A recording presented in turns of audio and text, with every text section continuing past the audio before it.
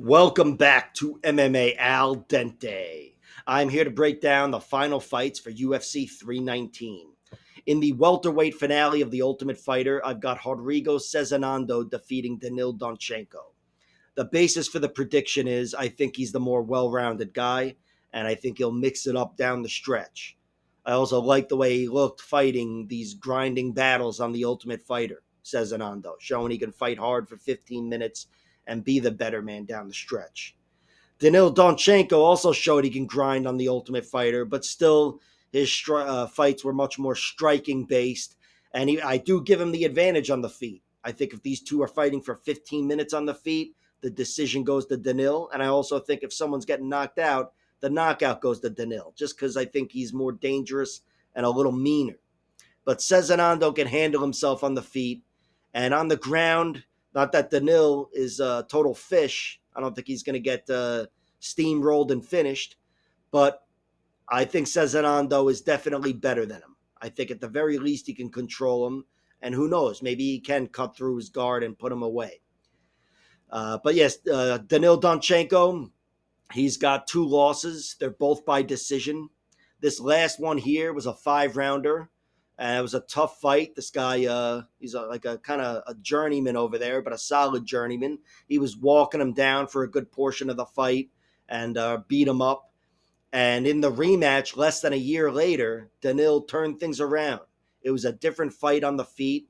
Thought he was chopping him up a lot with those leg kicks. And in the end, I believe he hit him with some body shots and then eventually took his back and choked him out in round 4, which, I love the late finishes. But to avenge that loss within a year like that with two different fights, I think is a great look. His other loss is to a striker in his third fight, this guy Jimmy Vigneault. He was hurt in that fight to the body. That's the closest I've seen him come to getting finished. And there's no telling what this guy Jimmy Vigneault would have been as a fighter. That's his only professional MMA fight. He's pretty much a pure striker. But still, against a pure striker, getting hurt and not getting finished in your third fight, good look. And yeah, it's a testament to his toughness. He's gotten some good victories. This guy, Gabriel Souza, I don't know what he's going to end up doing, but I believe Danil's his only loss. He was able to knock the guy out, but that guy's a good grappler.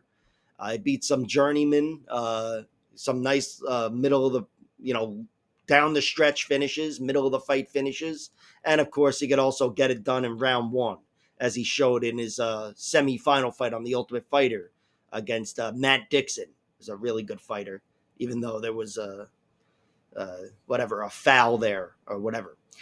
But he's very, very solid, Danil, and there's no major hole in his game. I just think Rodrigo Cezinando is going to be better on the ground, despite him only having 2 submissions.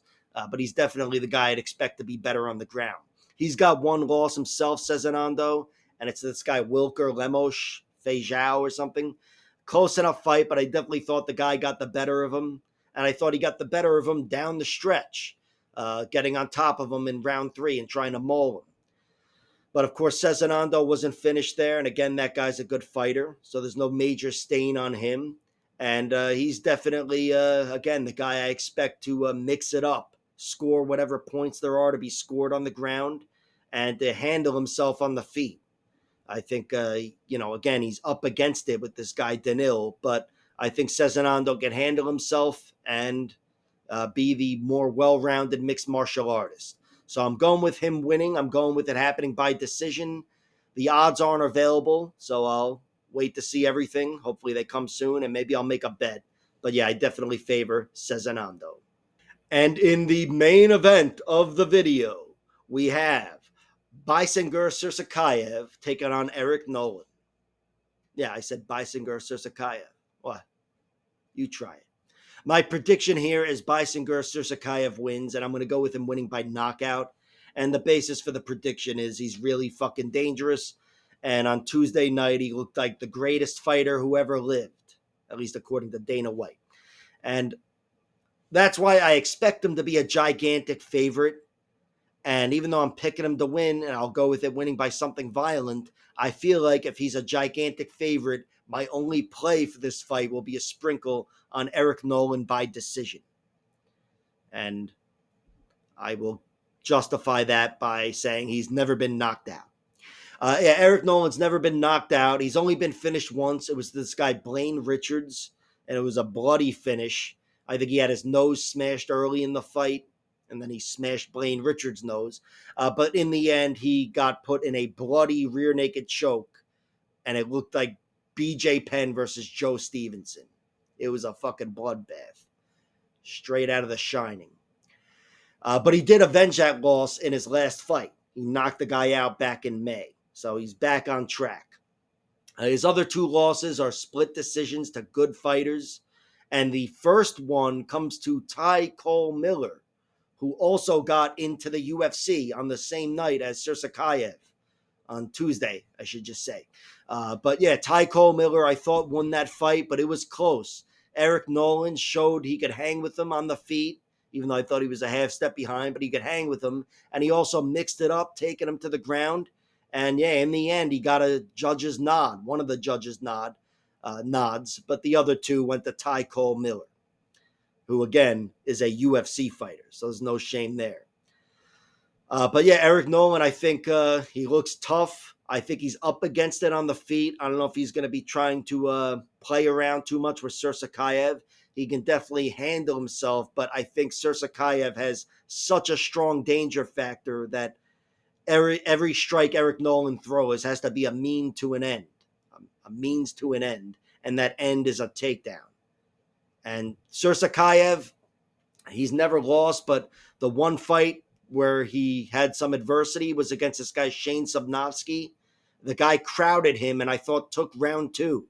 Even kind of tossed him around a little bit, but mainly pinned him against the cage and on the ground a bit and smothered him. And that's usually a fight where if a guy is winning round one and then gets crowded and pinned in round two, it's only going to get worse in round three typically. But not here. He actually battled back in round three and took Shane Subnovsky to the ground, and he was the better man with more energy. And I think that's a great look for somebody whose whole career consists of like fucking 10-second knockouts. In his next fight, he was also briefly taken down, I think, against this guy, Kuchachajaje. The guy briefly took him down, but I think he reversed him right into mount and just took control of the fight and ended up beating the guy up and getting him out of there in round two. Yeah, there's not a lot of adversity to look to, and of course the upside is there. He's got 8 knockouts in his 9 victories. However, many of them are under a minute, half his career. And of course, with the way he looked on Tuesday, again, the greatest fighter who ever lived, he's definitely going to be the favorite here. And of course, he's definitely going to be my prediction here, my pick. I'm going with him winning, and I'm going with it happening by knockout, even though Eric Nolan looks really fucking tough and hasn't been knocked out. But danger is danger, and I'm going with Susurkaev. And maybe I'll look to cover that with a bet, that prediction. But I think in general, I'm going to be looking to just throw a sprinkle on Eric Nolan by decision once the odds show up, and he's a 1,000,000-to-1 underdog like Rocky Balboa. Like, share, subscribe, all that horse shit, and check out my other videos, which are also long-winded. All right.